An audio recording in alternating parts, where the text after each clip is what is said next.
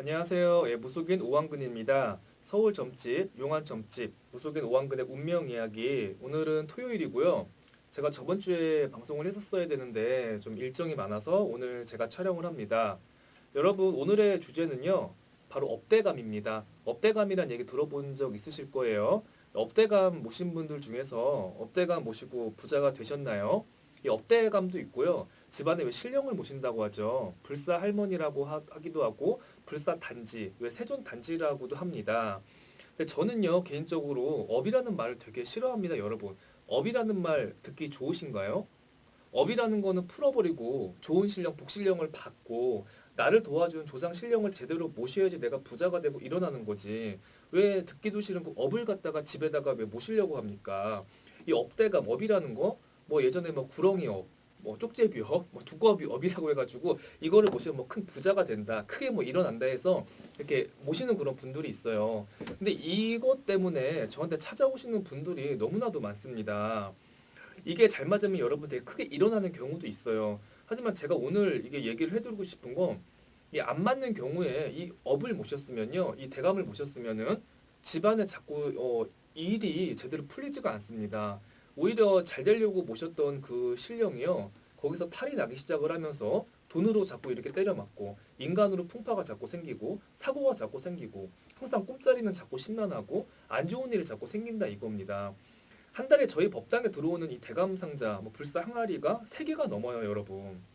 일반인들은 이거를 모셔놓고도 마음이 힘든데 이걸 처리할 방법을 갖다가 모르는 거예요. 그래서 저한테 상담을 하러 오는데 어쨌든 신을 모셨으니까 임의대로 자기 마음대로 그걸 깨뜨려 버릴 수는 없는 거 아닙니까? 그래서 상담을 받으러 오는데 이 사람의 사주를 보니까 전혀 이렇게 신을 모실 사주가 아닌 거예요.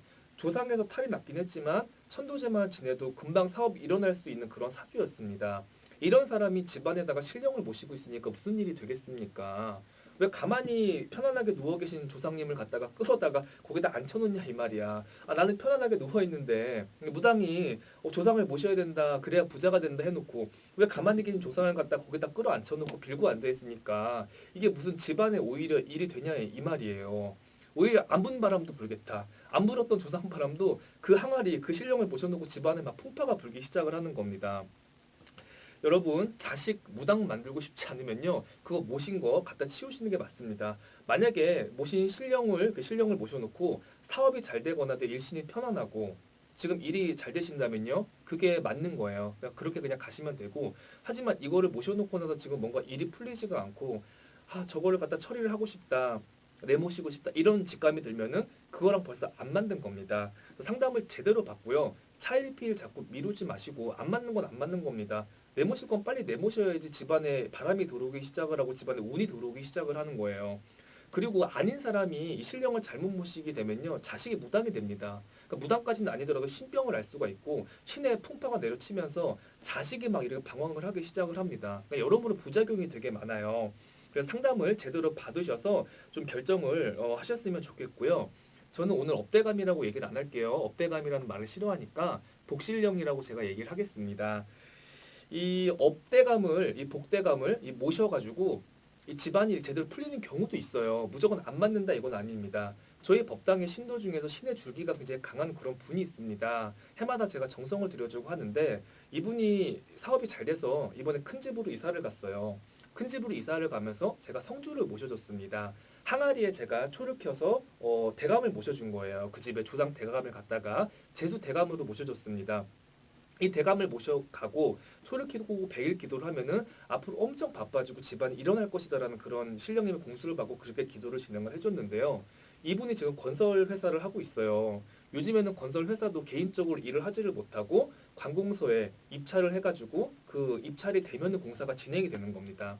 다른 건설 회사들은 왜 공사권이 없어가지고 거의 노는 회사들이 많은데 이분 같은 경우는 정말 공사가 항상 넘쳐요. 그 입찰을 한다는 게 그 미묘한 가격 차이로 내가 그렇게 낙찰이 되는 건데 이분들 같은 경우는 하는 거 족족히 입찰이 되기 시작을 합니다.